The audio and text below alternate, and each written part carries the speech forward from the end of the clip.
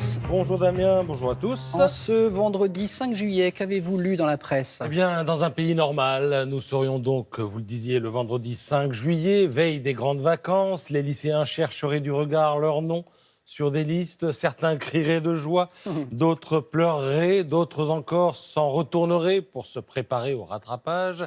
Et ainsi irait la vie. Mais ça, c'est dans un pays normal.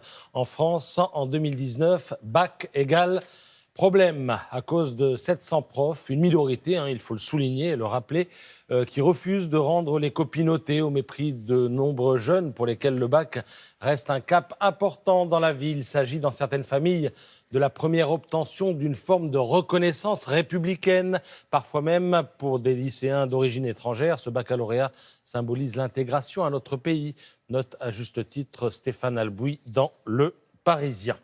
Sans surprise, on retrouve dans cette affaire le bon vieux clivage droite-gauche qui garantit la stérilité de nombre de débats dans notre pays. À gauche, on aurait plutôt tendance à excuser les grévistes et à droite, on cogne sur les sabordeurs, pour reprendre le terme d'Olivier Auguste qui, dans l'opinion, relève que l'an dernier, les mêmes profs dénonçaient le stress des lycéens en attente de leur affectation dans Parcoursup pour, cette année, refuser de rendre les notes des copies. C'est sûr que pour fabriquer du stress lycéen, il n'y a pas mieux. Même agacement du côté du Figaro. Défendre le bac en commençant par le saboter, il fallait y penser, tonne Laurence de Charette dans son édito que vous avez vu passer et que voilà. À gauche, la musique est forcément différente. L'Humanité, par exemple, préfère s'en prendre au ministre Blanquer qui a décidé de recourir au contrôle continu pour les élèves dont les copies seraient retenues. C'est du grand n'importe quoi. La cuvée 2019 restera dans les annales, s'amuse Laurent Mouloud. Libération aussi s'amuse avec cette prise de bac. Paul Quignot se chargeant de noter que les grands perdants sont les lycéens, ça ne mange pas de pain, cependant que le journal donne abondamment la parole aux profs qui tous s'en prennent à la rigidité supposée ou réelle de Jean-Michel Blanquer. Invité, des 4 vérités de Jeff Wittenberg à 7h38. Voilà. C'est bien de le préciser.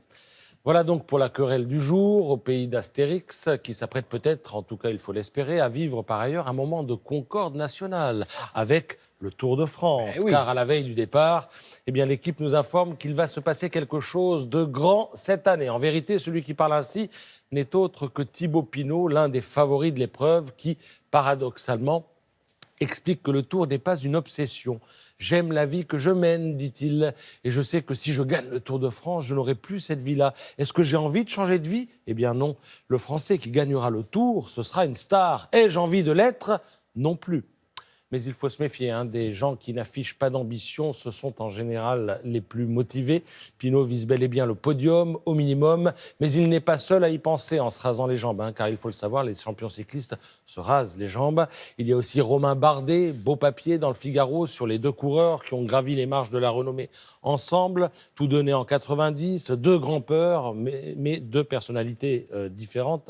Bardet, introverti et réfléchi, versus Pinot, ouvert et instinctif. Ils ont 3 semaines pour se départager et bien sûr nous réjouir. Voilà, j'en aurais fini avec le Laborde et le Droussant, 2 livres, c'est le nom de leurs auteurs. On va peut-être les voir apparaître. Je vous les conseille évidemment à la veille du Tour de France. De même que je vous conseille, en tout cas si vous êtes aveugle ou malvoyant, le livre de route du Tour de France. Asso et Handicap Zéro permettent ainsi au public aveugle et malvoyant de s'approprier le Tour de France. Regardez, les pages ont l'air blanches, mais pour ceux qui savent lire le braille, c'est plein d'informations sur cette épreuve.